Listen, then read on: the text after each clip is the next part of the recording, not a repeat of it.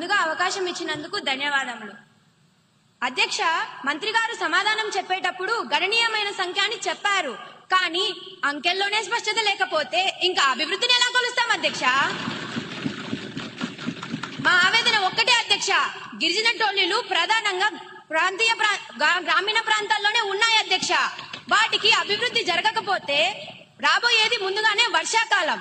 ఇప్పుడు కానీ ఆ కార్యక్రమాలనేవి చేపట్టకపోతే అసలు అక్కడికి వెళ్ళడానికి రోడ్డు సౌకర్యమే ఉండదు అధ్యక్ష. బడ్జెట్ ఉంది అంటున్నారు, మరి పనులు ఎందుకు ఆగిపోయాయి అధ్యక్ష? దయచేసి దశల వారీగాని దాటివేయకుండా వచ్చే అయిపోయే ఆర్థిక సంవత్సరం లోపు వీళ్ళు స్పష్టమైన లెక్కలను ఇవ్వగలరా అధ్యక్ష? ధన్యవాదాలు అధ్యక్ష. సభ్యులు అడిగిన ప్రశ్నకి నా దగ్గర చెంపదెబ్బ లాంటి సమాధానం ఉంది. గౌరవ సభ్యులు లేవలెత్తిన పాయింట్ చాలా విలువైనది. నేను అంకెలను దాచదలుచుకోలేదు. నిజమే, కొన్ని తండాలలో అటవీ శాఖ అనుమతులు రావడంలో జప్యం వల్లే పనులు ఆలస్యమయ్యాయి. ఇది వాస్తవం. సభ్యులు ఆందోళన దృష్టిలో ఉంచుకొని సభకు హామీ ఇస్తున్నాను, వచ్చే వారం సంబంధిత అధికారులతో మరియు ఆయా నియోజకవర్గ ఎమ్మెల్యేతో ప్రత్యేక సమీక్ష ఏర్పాటు చేస్తాం.